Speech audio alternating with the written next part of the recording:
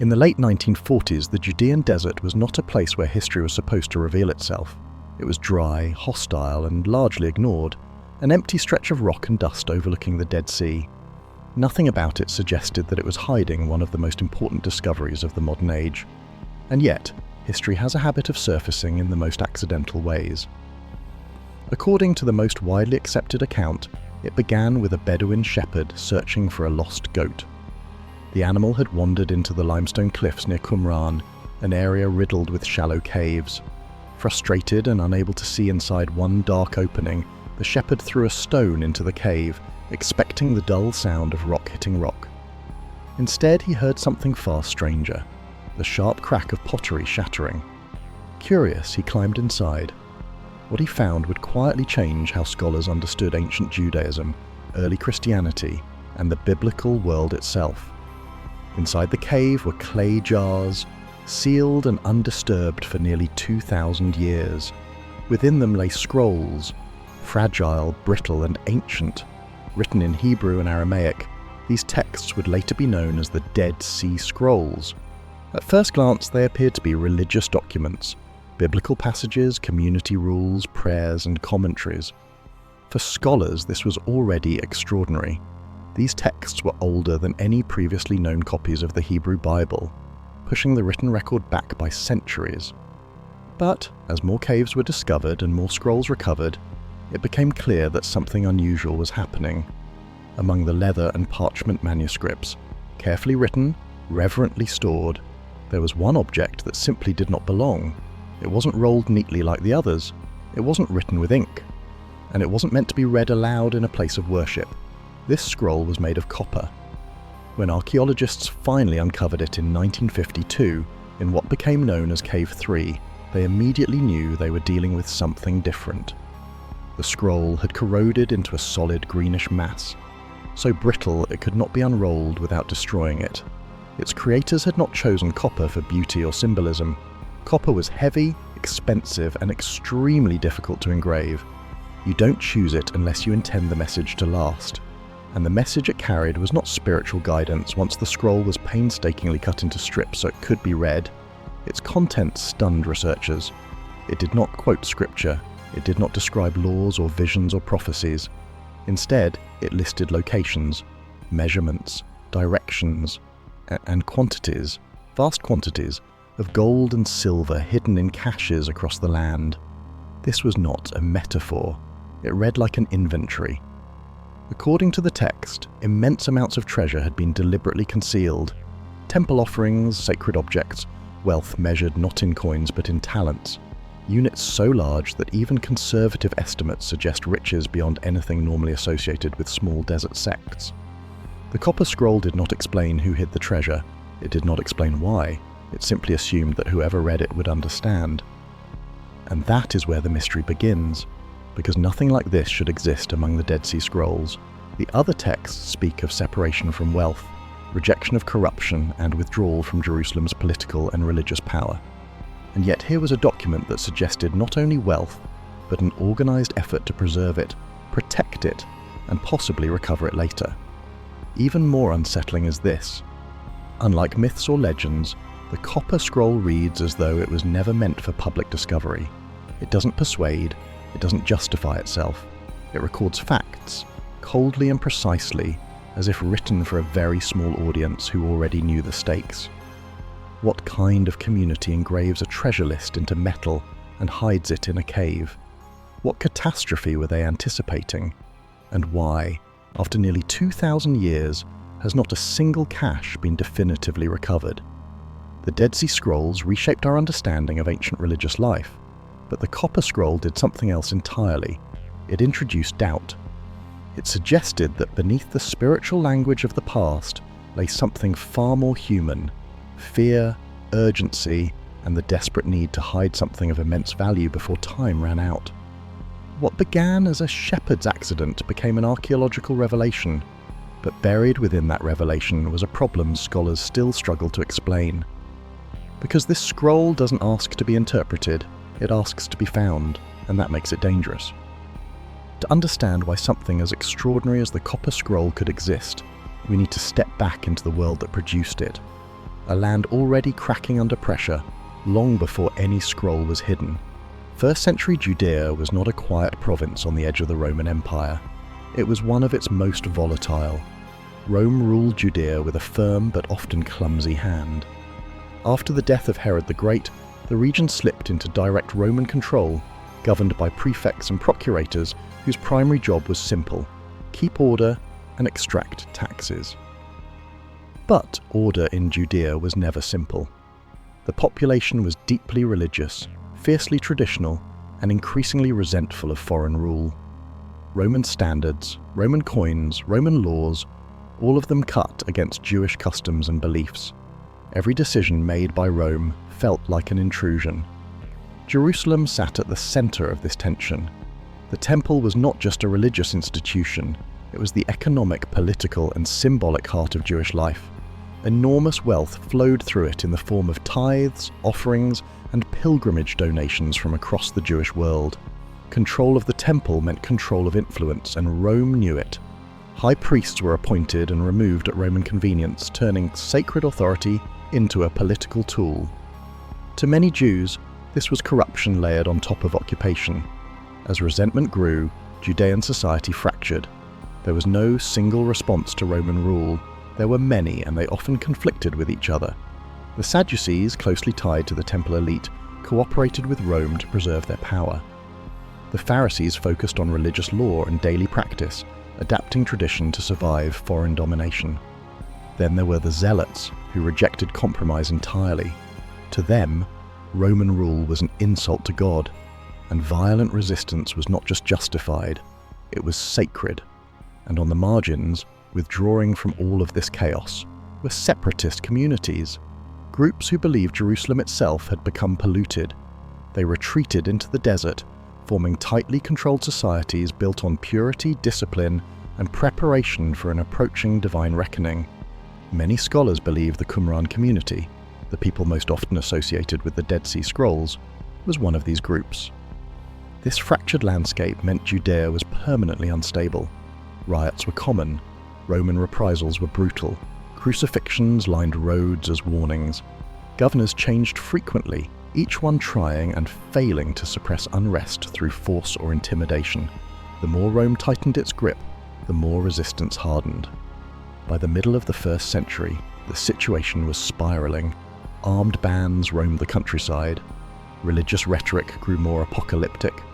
Many believed they were living in the final chapter of history, that a great war was inevitable, and that God would soon intervene. In this atmosphere, secrecy was survival. And then came the spark. In 66 CE, open rebellion erupted. What began as local unrest quickly turned into full-scale war. Roman garrisons were overrun. Jerusalem fell under rebel control. For a brief, dangerous moment, Judea believed independence was possible. Rome responded the only way it knew how, with overwhelming force. Legions marched from Syria. Towns were crushed one by one. Refugees fled into the wilderness. Anything of value, texts, sacred objects, wealth, became a liability. If discovered, it would be seized, destroyed, or used to punish its owners. Hiding was no longer symbolic, it was urgent. This is the world in which the Copper Scroll begins to make sense. If you were a priest, a rebel leader, or a separatist community custodian, you would know what was coming. You would have seen the smoke rising from conquered cities. You would have heard the stories of massacres and looted temples, and you would understand that some things could not be allowed to fall into Roman hands. Knowledge could be rewritten later. Faith could survive in memory, but wealth, especially sacred wealth once taken, would be gone forever. Hiding it hastily, chaotically, without time for ceremony or explanation, would be the only option. The Copper Scroll does not describe panic, but everything about its existence implies it. Its material, its blunt language, its lack of theology. This was not written for future generations, it was written for survival during collapse. Judea was not preparing for peace, it was bracing for annihilation, and when destruction finally came, it came fast. By the time the world realized what had been found near the Dead Sea, the discovery had already slipped beyond the control of any single person, institution, or nation. What began as a shepherd's curiosity quickly became an international race, part archaeology, part politics, part quiet desperation to claim ownership of the past. After the first scrolls emerged from the caves near Qumran in 1946 and 1947, they passed through hands that barely understood their value. Local antiquities dealers bought and sold them cautiously, unsure whether they were priceless or useless. Some fragments were smuggled, others were hidden again, waiting for the right buyer. News travelled slowly at first, but when scholars finally examined the texts, the reaction was immediate and electric. These scrolls were ancient, far older than any known biblical manuscripts. Linguistic analysis placed them around the last centuries BCE and the 1st century CE. For biblical scholars, this was nothing short of revolutionary. Here were texts that could confirm, challenge, or reshape centuries of religious tradition. Suddenly, the Judean desert was no longer empty. It was sacred ground. Formal excavations soon followed. Between 1947 and 1956, archaeologists systematically searched the cliffs along the northwest shore of the Dead Sea.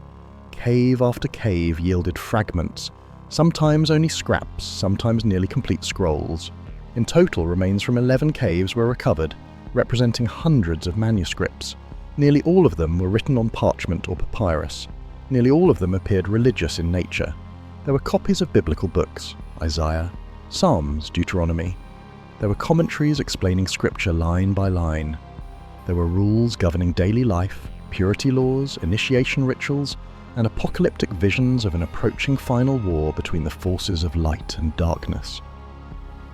To scholars, the pattern seemed clear.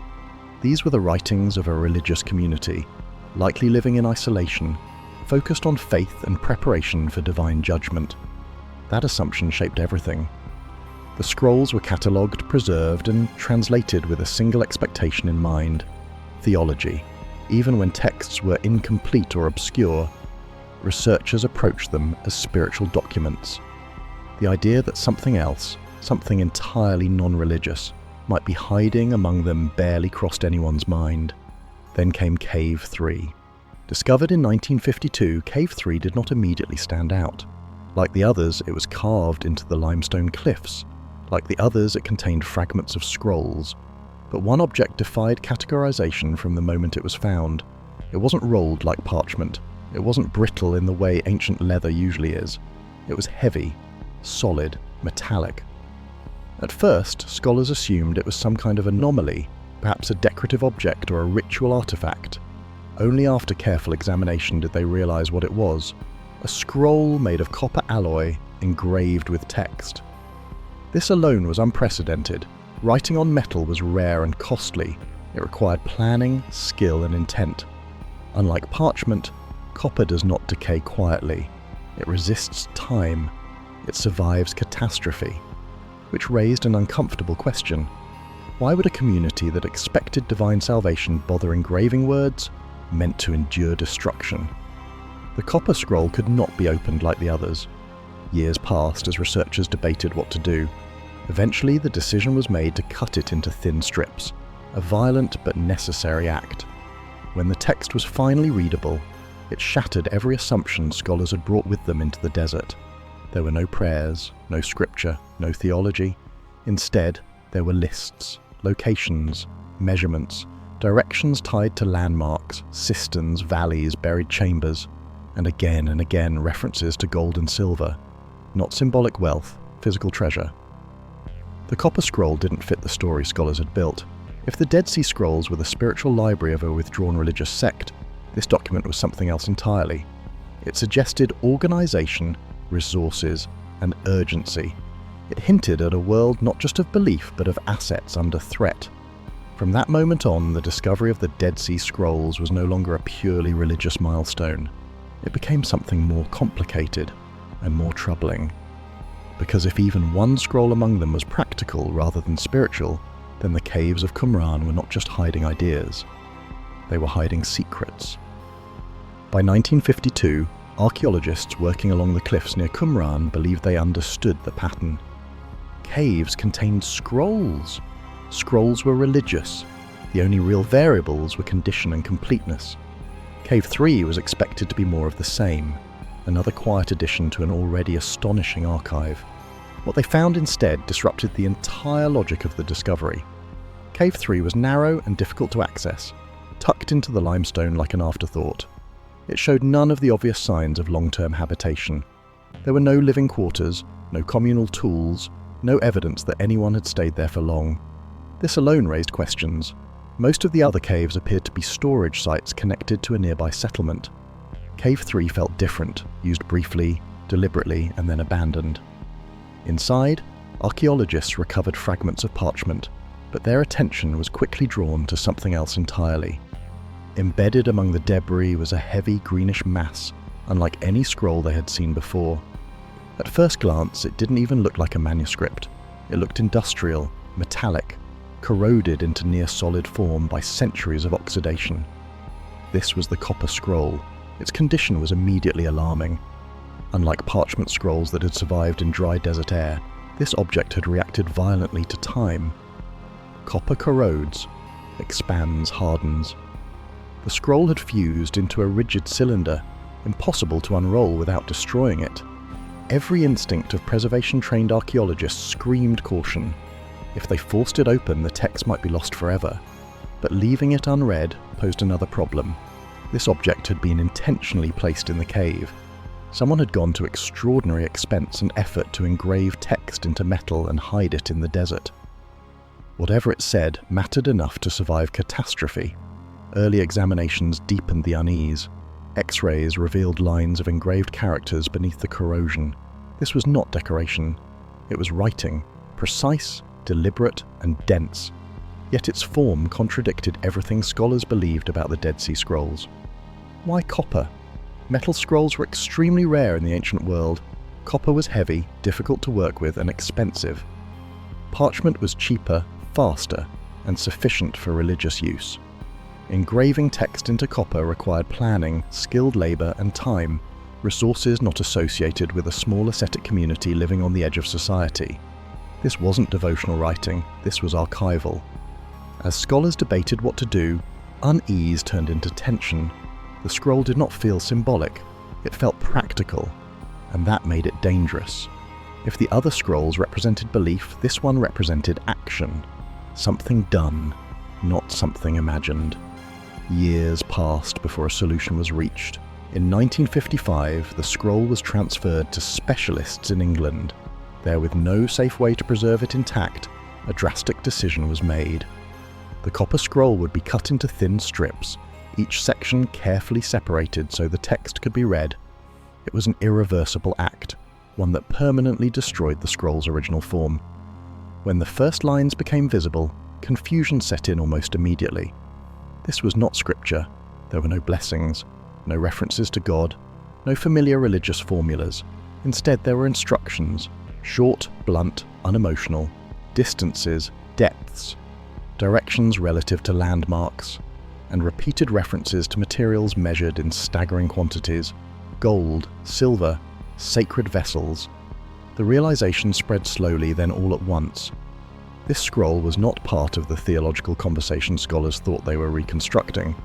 It belonged to an entirely different category. It was logistical, administrative, almost bureaucratic, and that raised a terrifying possibility. If the copper scroll was real, if it described actual hidden caches, then someone at some point had organized and concealed enormous wealth. Not symbolically, physically, during a time of extreme danger, likely in haste, likely with the expectation that the world they knew was about to end. Cave 3 no longer looked like a random storage site. It looked like a vault, a place chosen not for convenience but for secrecy. The copper scroll wasn't hidden alongside religious texts for protection. It was hidden because it pointed to something that could not be allowed to fall into the wrong hands. By the time scholars fully grasped what they were reading, alarm replaced curiosity. The Dead Sea Scrolls were no longer just about belief systems and ancient theology. They were brushing up against the raw mechanics of collapse, what people choose to save when everything else is about to be lost. Cave 3 had delivered a message its creators never expected outsiders to read. And once it was read, nothing about the story remained simple. Once the copper scroll was finally readable, scholars approached it with the same mindset they had brought to every other Dead Sea text. They assumed symbolism, allegory, hidden theology beneath obscure phrasing. After all, that was how ancient religious communities communicated, through layered meaning, coded language, and spiritual metaphor. The problem was that the copper scroll refused to play along. From its opening lines, the text was blunt to the point of discomfort. There were no invocations, no blessings, no divine authority cited. Instead, it moved immediately into statements of location and quantity. One entry followed another, with mechanical consistency, each describing a place and what had been deposited there. The language was dry, repetitive, and entirely unconcerned with persuasion or explanation. This was not how scripture behaved. Ancient religious texts, even the strictest legal ones, are filled with framing. They justify themselves. They explain why the law exists, who commanded it, and what happens if it is ignored. The copper scroll did none of this. It assumed the reader already understood its purpose. That alone was deeply unsettling. Even more striking was the specificity. The scroll did not speak in abstractions. It referenced cisterns, valleys, staircases, and buried chambers. Measurements were exact. Depths were counted in cubits. Weights were recorded in talents, a unit so large that even conservative interpretations implied enormous wealth. These were not symbolic numbers, they were practical ones. At first, some scholars tried to force metaphor onto the text. Perhaps the treasures represented spiritual knowledge. Perhaps the locations were symbolic landmarks within a religious worldview. But this interpretation quickly collapsed under scrutiny. The copper scroll lacked the poetic language typically associated with symbolic writing. It read like something closer to a ledger. Accounting does not waste words. The materials listed were also troublingly concrete. Gold, silver, sacred vessels, not ideas, not scrolls, not teachings. Physical objects that could be stolen, melted down, or repurposed. In several cases, the scroll even distinguishes between types of metals and objects, suggesting careful categorization rather than religious flourish. And then there was the tone. The copper scroll was emotionally flat. There was no urgency expressed, yet urgency was implied everywhere. The text did not say why the items were hidden. It did not warn of consequences. It simply recorded facts, as if time were too short for anything else. Scholars began to realize they were not reading a message meant to survive culturally. They were reading a message meant to survive practically. This distinction changed everything. If the copper scroll was an inventory, then it presupposed organization. Someone had collected these materials, someone had chosen locations, someone had expected recovery. This was not random hoarding, it was systematic concealment, and it raised a question scholars were slow to voice out loud. Why would a religious community known for asceticism possess, or even manage, this level of wealth? Some historians suggested the scroll had nothing to do with the Qumran sect at all. Perhaps it originated in Jerusalem, tied to the temple treasury itself. The temple was unimaginably wealthy, funded by donations from across the Jewish world. In times of crisis, priests may have attempted to hide sacred assets before Roman forces arrived. The copper scroll, under this theory, was a last-minute record created in desperation. Others pushed back. The writing style did not match known temple documents. And if this was a temple inventory, why hide it in a remote desert cave rather than within the city itself? Every answer created new problems. What became increasingly clear, however, was that the copper scroll belonged to a different genre entirely. It was not scripture. It was not commentary. It was not prophecy. It was documentation. And documentation implies reality. This realization sent a quiet shock through the academic world. Archaeologists are trained to separate legend from evidence, myth from material culture. The copper scroll blurred that line. It read like myth because of what it claimed, but it behaved like evidence because of how it claimed it. Myth doesn't include measurements, and accounting doesn't exaggerate without reason. By the time scholars accepted that the copper scroll was likely meant to be taken literally, the implications were impossible to ignore. If even part of it was accurate, then vast caches of ancient wealth had been hidden across Judea, and either never recovered or recovered in secret. The scroll did not ask to be believed, it expected to be used. By the mid-1950s, the copper scroll had become a problem no one wanted to own. It sat in storage like a locked vault, clearly important, clearly fragile, and utterly unreadable. Every instinct in archaeology is to preserve first and intervene last. But in this case, preservation meant permanent silence. The scroll could not be unrolled, it could not be flattened. Time and corrosion had fused it into a rigid cylinder. Whatever message it carried was trapped inside. The debate over what to do next was fierce and deeply personal. Some scholars argued that cutting the scroll would be an act of destruction, erasing information that future technology might one day recover safely. Others countered that waiting was itself a gamble. Copper corrodes unpredictably. If the scroll continued to degrade, the engraved text might vanish entirely. This was not parchment that could be stabilized and stored.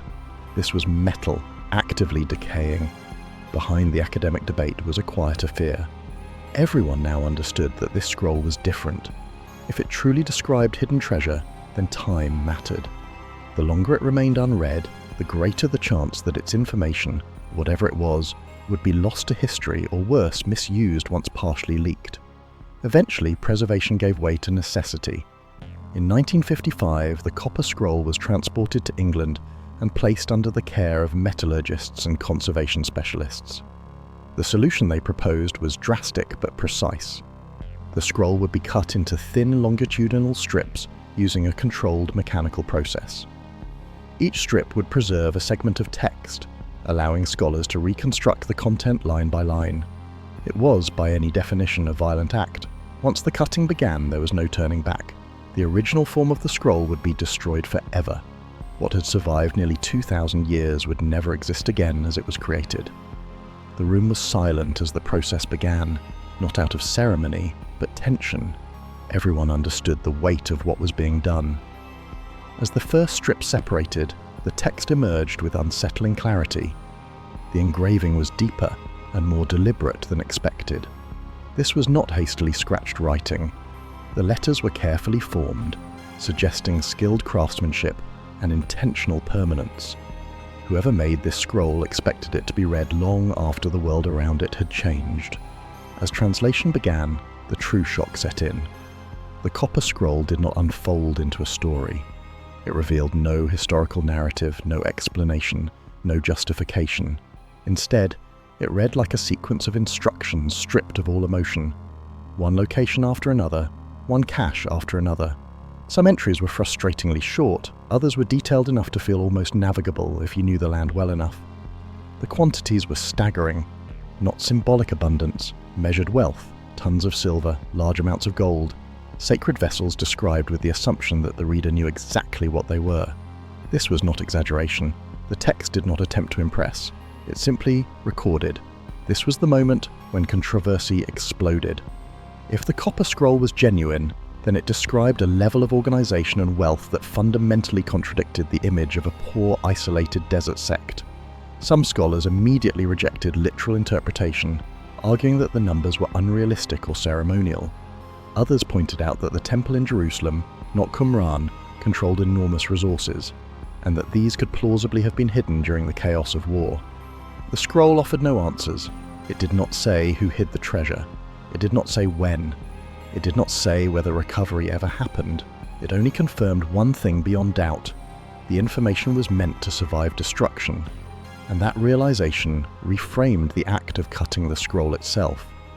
By engraving the text into copper, its creators had already accepted loss. They chose durability over elegance, permanence over beauty. The cutting of the scroll was not a betrayal of its purpose, it was an extension of it. The text was meant to be broken apart if necessary, as long as it could still be read. By the time the full translation was complete, the copper scroll had transformed from an archaeological curiosity into a historical threat. It challenged assumptions, it invited speculation, and it forced scholars to confront a possibility they were deeply uncomfortable with, that somewhere beneath the Judean landscape, history had been buried deliberately and successfully. The act of decoding the copper scroll did more than reveal words. It reopened a crisis that had never truly ended. Once the Copper Scroll was fully translated and laid out in sequence, the sheer scale of what it claimed became impossible to ignore. Line by line, the text revealed itself not as a single hoard, but as a network, a distributed system of hidden caches scattered across the landscape of ancient Judea. This was not one desperate burial, it was a coordinated operation. The scroll lists more than 60 locations. Each entry follows a similar pattern: a place marker, a brief description of how to find the cache, and a quantity. The repetition is striking. There is no embellishment, no narrative variation, just facts, over and over again. And then there are the numbers. The quantities of silver alone reach into the hundreds of talents. A single talent weighed roughly 30 to 35 kilograms. Even conservative estimates push the total weight of silver into the tens of tons. Gold is mentioned less frequently, but when it appears, the amounts are equally unsettling. Add to this the references to sacred vessels, bowls, libation tools, ritual containers, objects that were not only valuable, but religiously significant. This is where disbelief sets in. No small desert community could realistically possess this level of wealth. The Essenes, often associated with Qumran, were described by ancient writers as ascetic, communal, and suspicious of material excess. Their rules emphasize shared property and spiritual discipline, not accumulation. The Copper Scroll contradicts that image completely. So scholars began doing what historians do best, checking the numbers against reality. In the 1st century, most people in Judea lived at subsistence level. Coinage circulated, but wealth was highly concentrated. There were only a few institutions capable of controlling large reserves of precious metals. At the top of that list sat the Jerusalem Temple. The temple was more than a religious center. It was a financial powerhouse. Pilgrims from across the Jewish diaspora brought offerings in coin and bullion. Taxes flowed through its treasuries. Sacred vessels made of precious metals were not symbolic. They were functional and abundant. Ancient sources describe the temple as gleaming with gold, its wealth so great that Roman generals later paraded its contents through the streets of Rome. Seen in this light, the Copper Scroll's numbers stop looking impossible. They start looking specific. Several entries describe items that align closely with known temple inventories: ritual containers, offering vessels, objects associated with purification rites. These were not the possessions of a fringe sect. They were the tools of an established religious institution, and they were valuable enough that losing them to Roman plunder would have been unthinkable. The distribution of the caches is equally telling. The locations described span valleys, hillsides, water systems, and ancient structures, places known to locals but invisible to outsiders. This suggests insider knowledge of the land, not random hiding spots but strategically chosen ones. And then there's the tone of certainty. The Copper Scroll does not speculate, it does not hedge, it does not suggest that the treasure might be found, it assumes it will be. This is not myth-making, this is record-keeping. Whoever wrote it expected someone, perhaps many people, to use it as a guide. Still, skepticism remains. Some scholars argue the numbers are exaggerated, symbolic, or aspirational. Others point out that ancient accounting often inflated figures for rhetorical effect. But the Copper Scroll shows none of the hallmarks of rhetorical writing. There is no audience to impress, no authority to invoke, no moral lesson to draw, just locations and weights. Which brings us to the most uncomfortable comparison of all. No similar document from antiquity exists. No other text lists hidden wealth with this level of detail and apparent realism. That makes the Copper Scroll either a complete fabrication or a singular response to an unprecedented crisis. If it is fiction, it is strangely disciplined fiction. If it is real, then somewhere in Judea, history was buried in silence. The treasure list does not promise discovery. It does not invite adventure. It does not glorify what was hidden. It simply records what could not be saved openly. Gold, silver, sacred objects, not to be worshipped, to be protected. Once scholars accepted that the Copper Scroll was describing something real, or at least intended to be real, the question that followed was unavoidable. Who had the authority, resources, and motivation to hide such immense wealth? And under what circumstances would they choose secrecy over protection? The first theory points to the group most commonly associated with the Dead Sea Scrolls themselves, the Essenes. Ancient writers like Josephus described them as a separatist Jewish sect, devoted to purity, communal living, and preparation for an imminent divine judgment. Many scholars believe the Qumran settlement was an Essene community, and if that is true, the simplest explanation would be that the Copper Scroll belonged to them as well. But simplicity does not equal certainty. The Essenes were famously ascetic. They rejected personal wealth, shared possessions, and viewed the corruption of Jerusalem's priesthood with deep suspicion. The scale of treasure described in the Copper Scroll clashes sharply with this image. Managing tons of precious metals would require logistics, labour, and long-term planning, none of which aligns easily with what we know about Essene life. Some defenders of this theory argue that the wealth was never theirs, only entrusted to them for safekeeping, but the scroll itself never says that, which leads to the second, and perhaps most compelling theory, the Jerusalem temple priests. The temple was the richest institution in Judea. Offerings flowed in constantly, not only from local worshippers but from Jewish communities across the Roman world. Ancient sources confirm that the temple treasury held enormous quantities of precious metals and sacred vessels. When the Jewish revolt erupted in 66 CE and Roman legions advanced toward Jerusalem, the idea of hiding part of this wealth becomes disturbingly plausible. Under this theory, the Copper Scroll was an emergency document, created hastily by priests who knew the temple would fall. They could not transport the treasure, they could not defend it, so they dispersed it, hiding caches across the countryside, trusting that someone would return for it after the catastrophe passed. This theory explains the scale of wealth, it explains the ritual objects, and it explains the urgency implied by the scroll's tone. But it raises another problem. If this was temple property, why hide the record of it in a remote desert cave associated with a sect that openly rejected the temple leadership? Unless the answer lies somewhere in between. Some scholars suggest the Copper Scroll reflects the actions of a rogue priestly faction, priests who had broken away from Jerusalem long before the revolt. These dissenters believed the temple had been corrupted beyond redemption. They may have taken sacred objects with them, not as thieves, but as protectors of what they believed was true worship. In this scenario, the Copper Scroll becomes a bridge between worlds, temple wealth hidden by priests who no longer trusted the temple itself. This theory fits the tone of the scroll. It does not sound like a proclamation of authority, it sounds like internal documentation. A record meant for insiders who already knew who they were and what they were doing. Then there is the most sobering explanation of all: emergency concealment, not ideology, not theology, panic. As Roman forces crushed resistance and advanced across Judea, many groups, priests, rebels, local elites, would have scrambled to hide anything of value. The Copper Scroll may not represent a single organization at all, but a final attempt to preserve what could not be carried away. Its fragmented nature, its lack of narrative, and its raw practicality all point toward crisis decision-making. In that context, the scroll's silence makes sense. There was no time to explain, only time to record. Each theory explains part of the puzzle and fails to explain the rest. The Essenes fit the location but not the wealth. The temple fits the wealth but not the hiding place. Rogue priests fit the tone but lack direct evidence.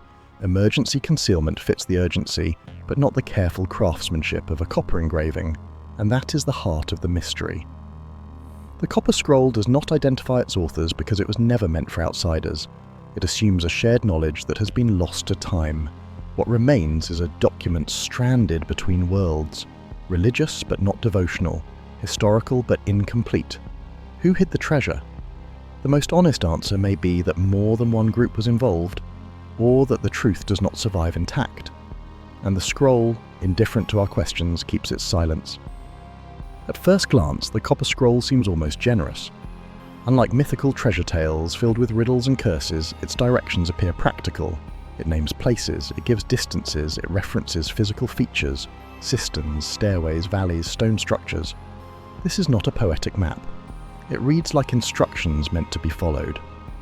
And yet, no one has ever successfully followed them. In the decades since the Copper Scroll was decoded, archaeologists, historians, and treasure hunters have tried, carefully, cautiously, and often quietly, to match its directions to the real landscape of Judea. The results have been uniformly frustrating. Every attempt runs into the same wall. The map doesn't quite work. The problem begins with the locations themselves. The scroll assumes intimate local knowledge. It refers to landmarks without explaining them, as if the reader already knows exactly which cistern, which staircase, which valley is being discussed. In the 1st century, this may have made perfect sense. Today, it is a nightmare. Many of those landmarks no longer exist. Others exist in multiple places. Some names appear nowhere else in the historical record. Time has not been kind to Judea's geography. Roman destruction, later rebuilding, earthquakes, erosion, and modern development have all altered the terrain. Valleys have filled, cisterns have collapsed, ancient roads have vanished beneath newer ones. Even when archaeologists can identify a possible match, certainty remains elusive. Then there is the issue of corruption. The Copper Scroll is not pristine. Centuries of corrosion damaged portions of the text. Some lines are incomplete, others are ambiguous. A single missing word or numeral can transform a precise direction into a dead end. When you are dealing with buried caches measured in cubits and talents, small errors become catastrophic. Even the measurements themselves raise problems. Ancient units were not always standardized. A cubit could vary depending on region or period. A step could mean a stair, a pace, or a structural feature. The scroll never clarifies, it never needed to. Its original audience already understood. Modern readers do not. Some entries are especially maddening. They describe locations relative to structures that no longer exist, or to other hidden caches that have not been found. In effect, parts of the scroll form a chain of references, but the first link is missing. Without it, the entire system collapses. And then there is the most unsettling possibility of all. What if the map doesn't work because it already did? Some scholars have suggested that the treasure was recovered long ago, perhaps by the very people the scroll was written for. If that happened, the Copper Scroll would no longer be a guide. It would be a record of something completed, not something waiting. That would explain why no cache has ever been definitively located, despite decades of effort. Others push the idea further. What if parts of the treasure were recovered at different times, by different groups, leaving behind a landscape that no longer matches the document? A map assumes stasis. History does not provide it. There is also the possibility that the scroll was intentionally vague, precise enough for insiders, useless to everyone else.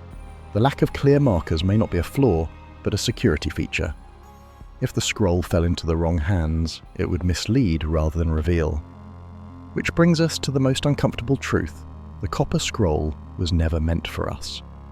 It was written for people who lived in a specific moment, knew a specific land, and shared a specific crisis.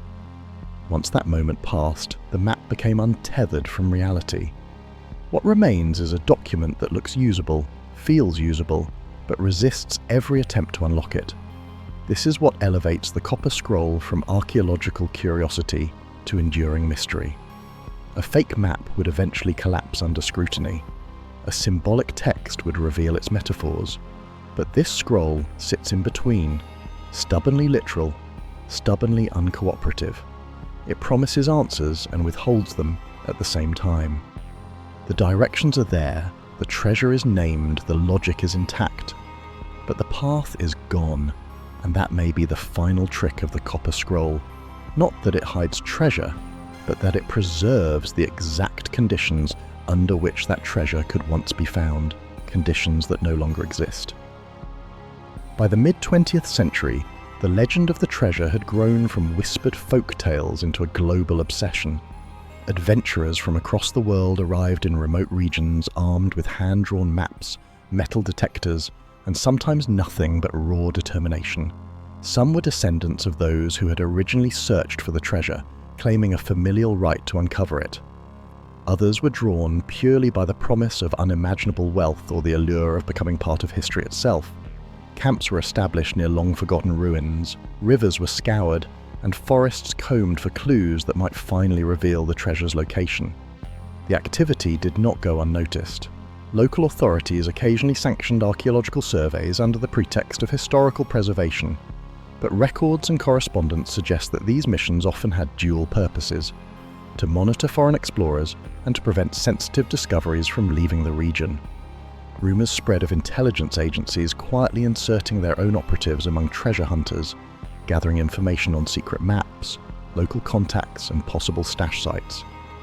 These shadowy figures operated in silence, watching expeditions and sometimes intervening when a search threatened to reveal more than just gold. Despite decades of searching, the treasure remained elusive. Entire expeditions disappeared without explanation. Camps were found destroyed by sudden storms, equipment vanished overnight, or teams returned with strange accounts of local inhabitants who seemed to know more than they would admit. Occasionally, tantalizing fragments surfaced: gold coins, cryptic inscriptions, or objects whose provenance suggested an ancient origin. But each find only fueled more speculation rather than providing closure. Letters, journals, and unpublished reports reveal a complex web of rivalry, secrecy, and occasional cooperation among those seeking the treasure. Rival groups sometimes sabotaged each other's progress, while others shared leads in exchange for favors or protection. Archaeological teams often submitted their surveys only to have them quietly shelved, their findings labeled inconclusive or classified, further blurring the line between myth and reality. Over time, this dance between private adventurers, archaeologists, and government observers created a shadow network, one where knowledge circulated in fragments and certainty remained elusive. Even with modern technology, the legend refuses to yield. Satellite imagery, ground-penetrating radar, and 3D mapping have revived interest in areas once dismissed as barren or impossible to explore. Yet, the treasure seems almost sentient in its elusiveness. Those who continue the hunt find themselves drawn into a historical puzzle that transcends wealth, a lure that promises connection to the past, a brush with a story larger than any one person. Whether it is a trap, a test, or simply fate, the treasure continues to captivate, leaving a trail of explorers, observers, and dreamers whose searches are as much about understanding history as they are about uncovering gold. The legend persists not merely because of what is hidden, but because of what the search reveals about human nature, the courage, cunning, and obsession that drives people to chase the impossible. As adventurers move quietly through forests, descend into hidden caves, and study maps in dimly lit rooms, they participate in a tradition that has spanned centuries, a pursuit that promises mystery, danger, and the tantalizing possibility of discovery that may never come. As the search for the treasure stretches across centuries, a disquieting question emerges. What if the treasure has already been found? Some historians and archaeologists argue that it may never have truly disappeared, but instead was quietly recovered and absorbed into the hands of powerful civilizations, leaving only fragmented traces in the record. One theory suggests that the Romans, whose legions were meticulous in securing wealth and valuable artifacts, may have encountered the treasure during their campaigns. Ancient manuscripts hint at unusual shipments of gold and relics being transported from far-off regions to Rome, often without detailed record, fueling speculation that some of these assets were more than ordinary plunder. If this were true, the treasure would have been catalogued, melted down, or hidden in imperial vaults, leaving only whispers in historical documents. Another possibility lies with the early Christian communities. Some scholars argue that sacred texts, cryptic letters, and lost apocryphal accounts suggest that religious groups may have claimed the treasure to preserve it, or to prevent it from falling into the hands of empires known for their exploitation. These claims, however, are frustratingly vague. References appear in passing, often coded or allegorical, and no physical evidence has ever been verified. Yet the consistency of these stories across regions and centuries has led many to wonder if the treasure's disappearance was not random at all, but a deliberate act of concealment. Later powers may also have played a role. During the medieval period, kings, warlords, and secretive orders had both the resources and the motivation to acquire lost treasures. Chronicles from the era describe sudden wealth appearing in unexpected places, while contemporary letters speak of acquisitions without fanfare or to be kept hidden from the world. In some cases, these documents hint at knowledge of ancient secrets, maps, inscriptions, or even legends passed down to those with the means to secure them. It is conceivable that what modern explorers continue to hunt is already accounted for, its true resting place erased or transformed by time. The unsettling nature of this theory lies in its implications. If the treasure was already found, then centuries of pursuit may have been chasing shadows, perpetuating the myth rather than uncovering it. The fragments and mysterious clues that adventurers uncover today might be remnants of previous discoveries, scattered deliberately or lost through carelessness, rather than signs of something still hidden. The idea introduces an ambiguity that is both tantalizing and frustrating. History may know the treasure's fate, but it has chosen to keep it secret, leaving future generations to speculate endlessly. Despite this, the question itself fuels curiosity. Every unexplored ruin, every coded manuscript, and every forgotten ledger could hold insight into how the treasure moved through time. While modern technology can detect hidden chambers and metallic anomalies, it cannot resolve the possibility that the treasure has already been absorbed into the currents of history. The search continues, but it is now coloured by the awareness that discovery may no longer be a matter of luck or skill. It may require decoding centuries of deliberate concealment and recognizing that some secrets are preserved not by being lost, but by being quietly claimed.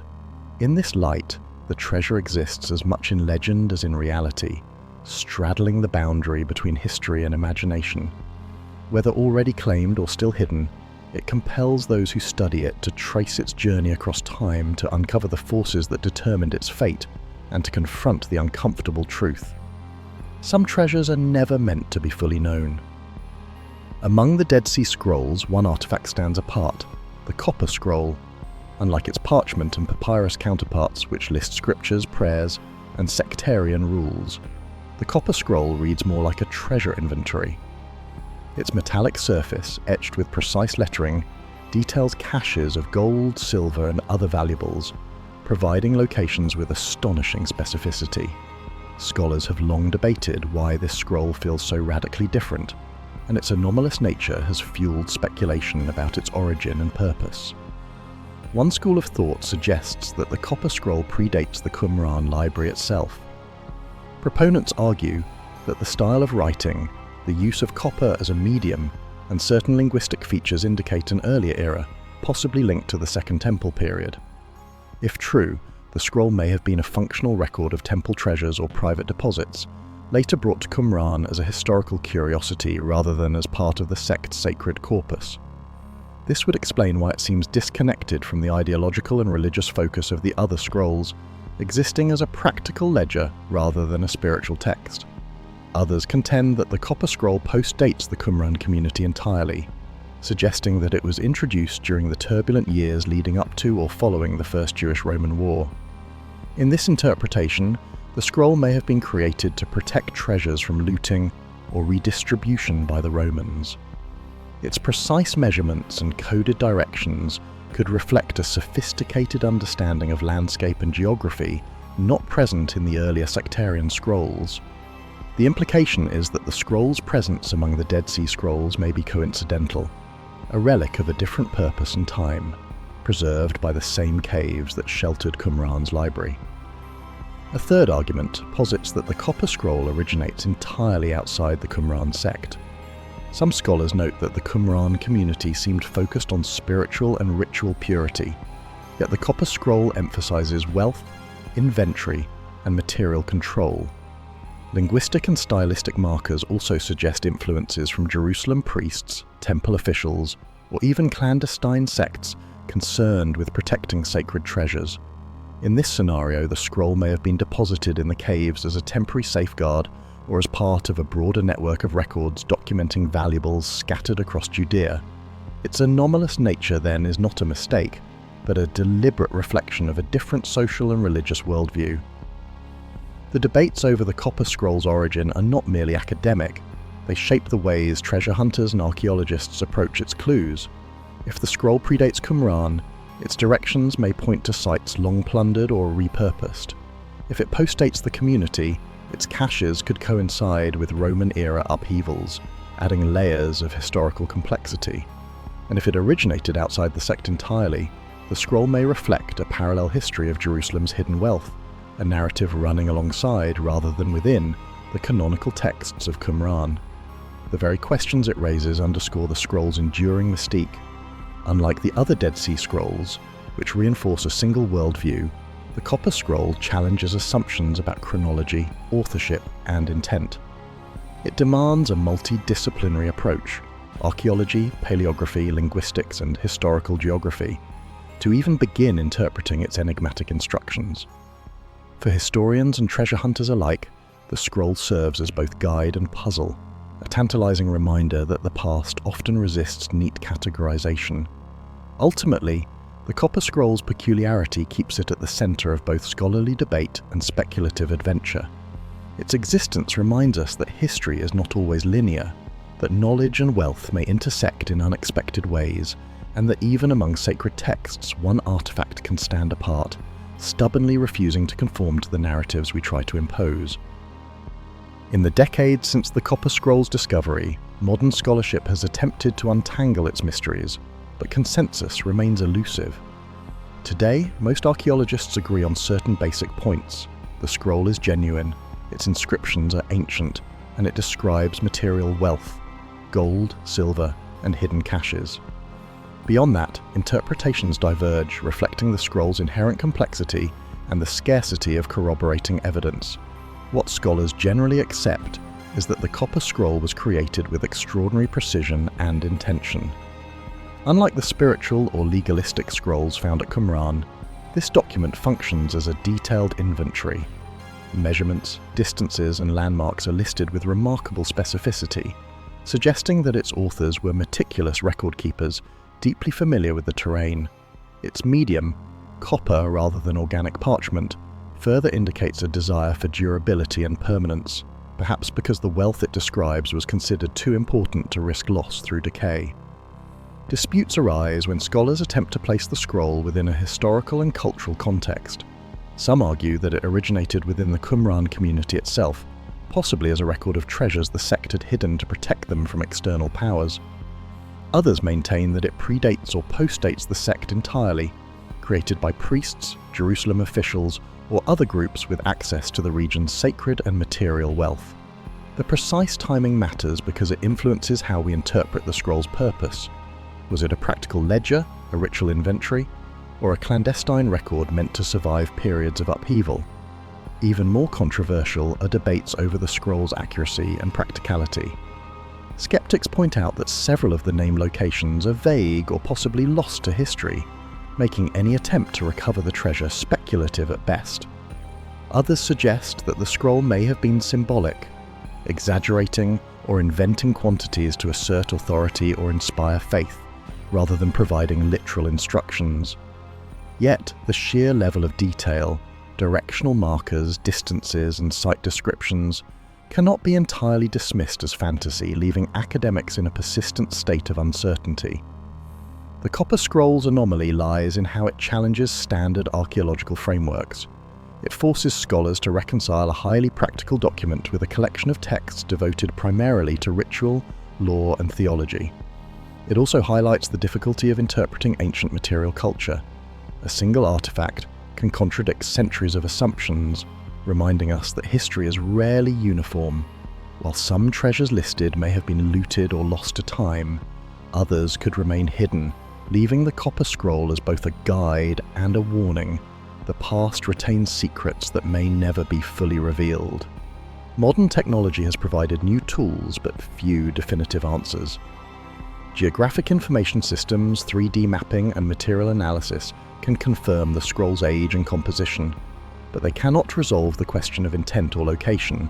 Scholars now tend to emphasize caution over sensationalism, acknowledging the Copper Scroll as an extraordinary record while resisting claims of imminent discovery.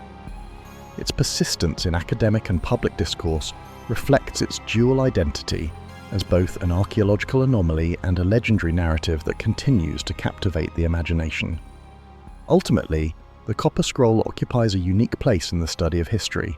It forces a confrontation with ambiguity, illustrating the tension between legend and evidence.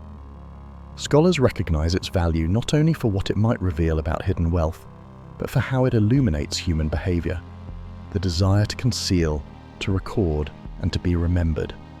In this way, the scroll endures, a silent testament to a past that refuses to be neatly categorized, and a reminder that some mysteries exist to challenge the limits of understanding. After centuries of legend, scholarship, and tireless searches, the treasure described in the Copper Scroll remains as elusive as ever. We have traced its journey through history, examined theories about its origin, and followed the footsteps of adventurers, archaeologists, and even intelligence agents who dared to seek it. Yet, despite these efforts, the ultimate truth remains unconfirmed. The treasure, if it still exists, has never been officially located or catalogued. What makes this mystery particularly compelling is the undeniable reality of what the scroll describes. Unlike purely mythical tales, the Copper Scroll lists specific amounts, materials, and locations, suggesting an inventory of real wealth.